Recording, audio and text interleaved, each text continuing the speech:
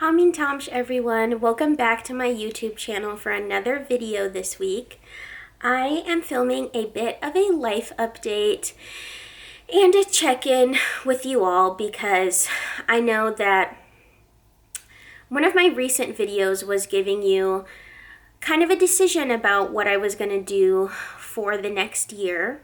And so I uploaded a video basically saying, that I'm applying for a PhD and, that I was so excited and I was super confident in it.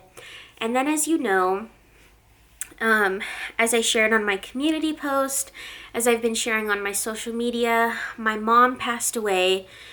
It's going to be a month ago tomorrow. And that has for certain changed the trajectory of my next year. And I wanted to come on here with a bit of coffee in this cute little ASU mug from my niece that I think she gave to my dad or my mom, but I'm just drinking from it. Shout out to my niece. I wanted to come on here, have a bit of coffee, sit down, just chilling on the floor, being very casual, and having an honest, open conversation about,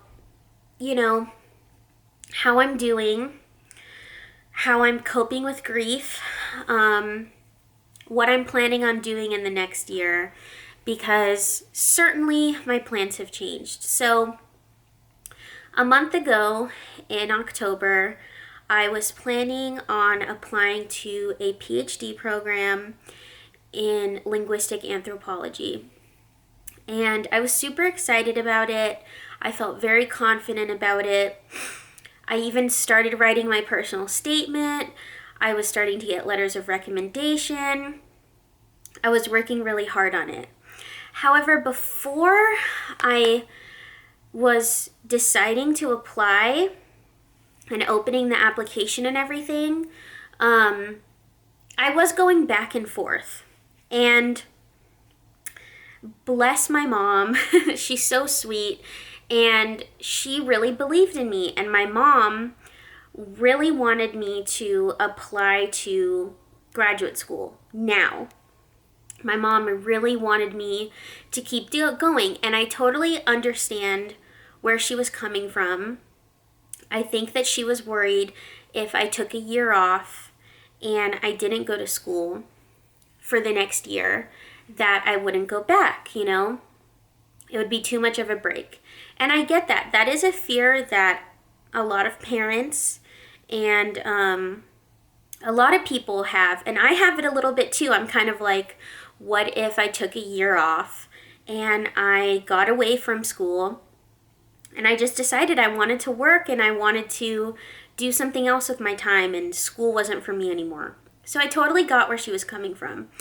And I think the reason that I was really set on applying to the PhD was because I had so much confidence in my application. Like, I really thought, and I still really believe, that if I would have put in an application this semester, that it would have been a great application. It would have been exceptional. And so that's why I was going to apply to a PhD, because I did have a lot of confidence in myself that I could get accepted.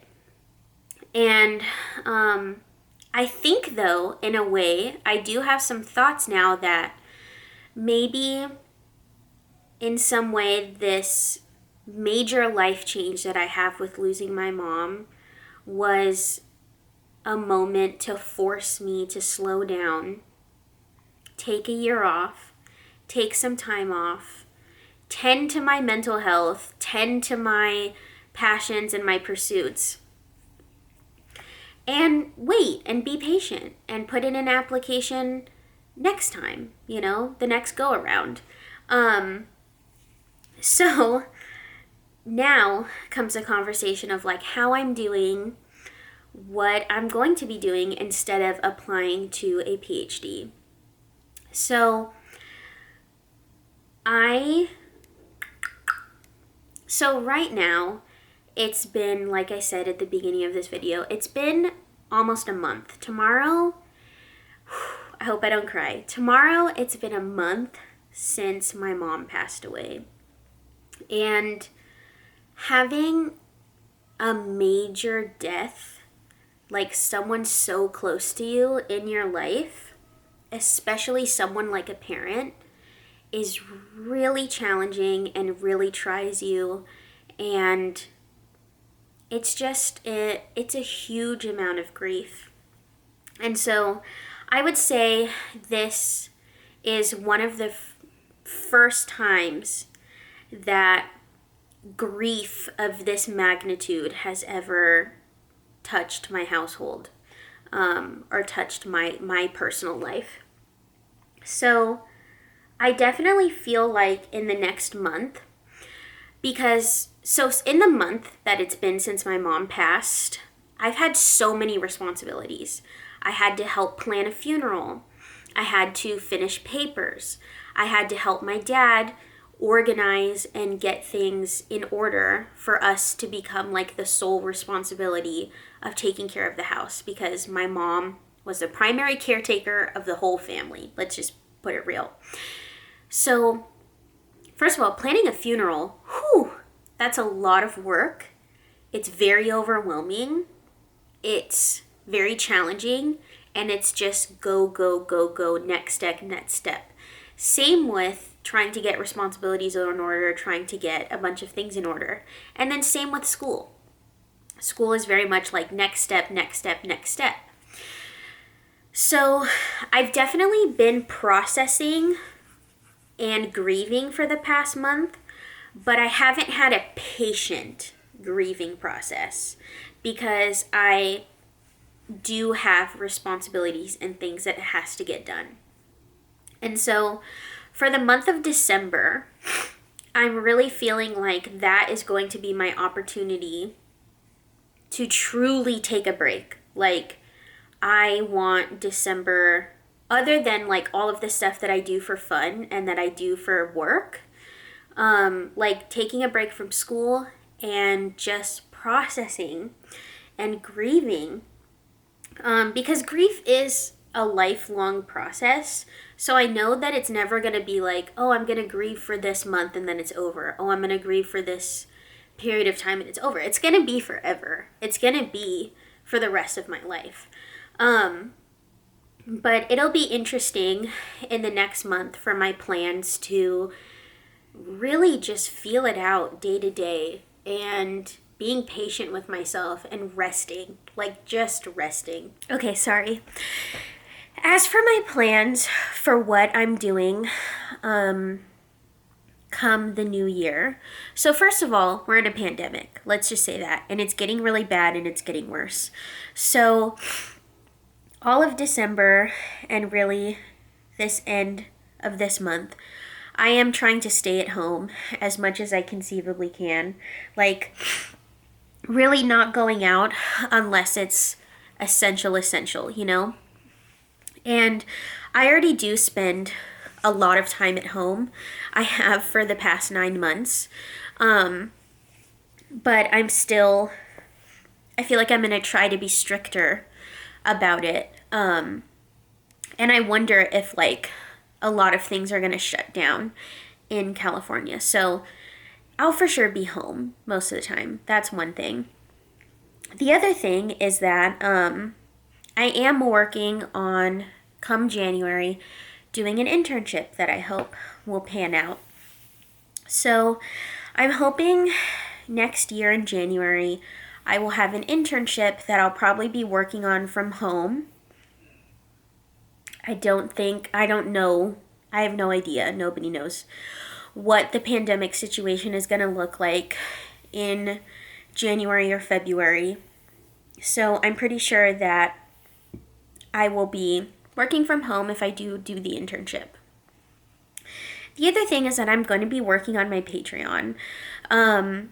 I really love my Patreon. I love making internet content. I want to make more YouTube videos.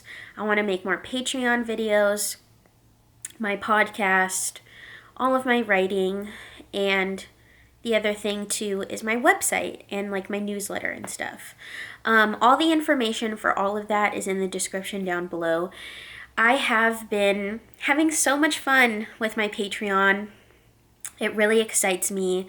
I love recording podcasts. I love editing videos for it. I love engaging.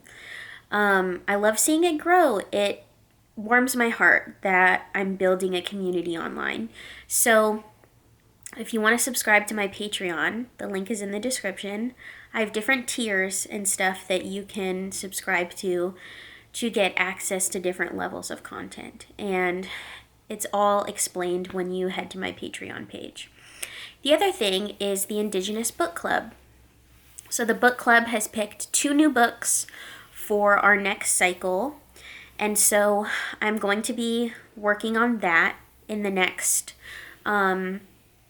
few months, is reading new books and building our community. And yeah, I mean, I love to read so much, and I can't wait to have more free time to read what I enjoy and what I pick rather than what I have to read for class. I mean, don't get me wrong, there's some things that I've read for class that I had to that were amazing and I otherwise wouldn't have known about it.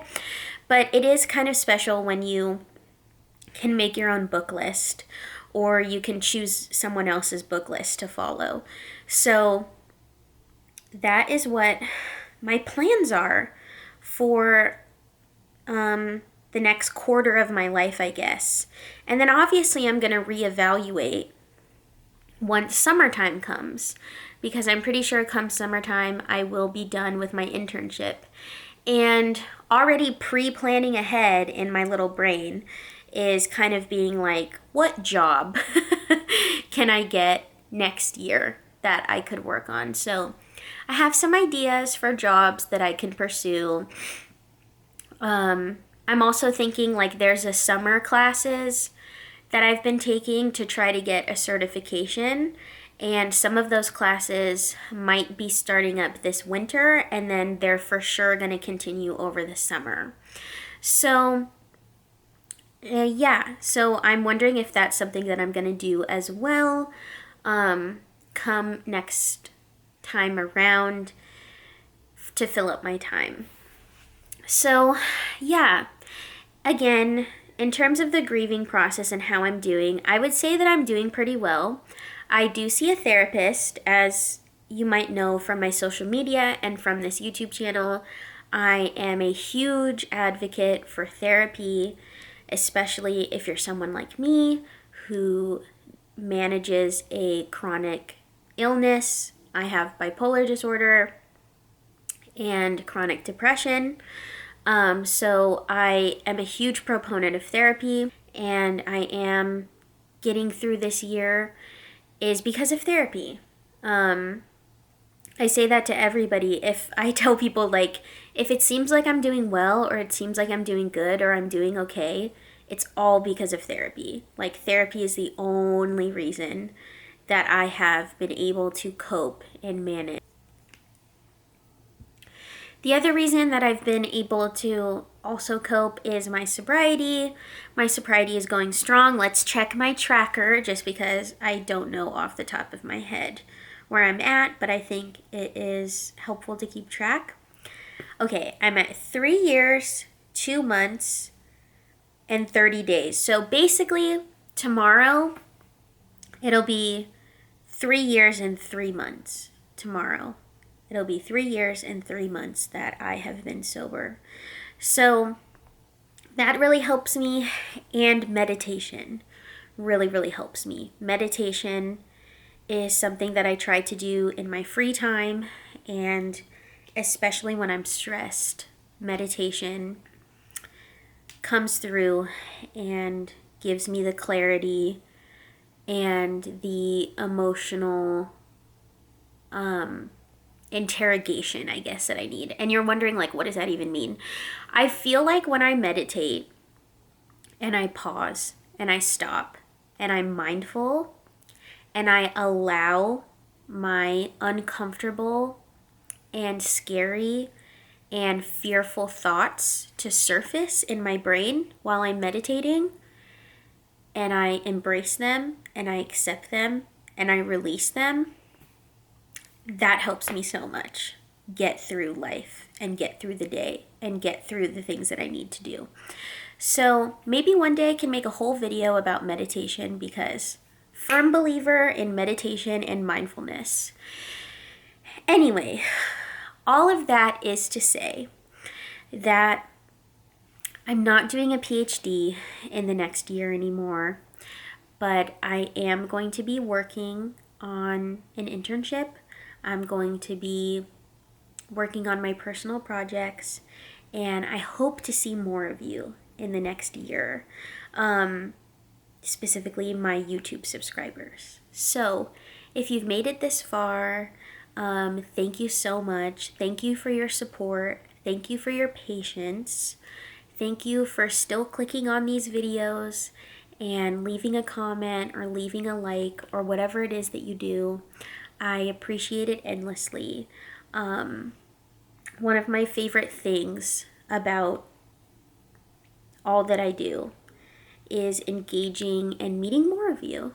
So, Hakupa'ai, thank you for being along this journey with me. Thanks for listening to this life update. If you have any questions, if you want to see more of me, for sure check the description. You can follow my socials.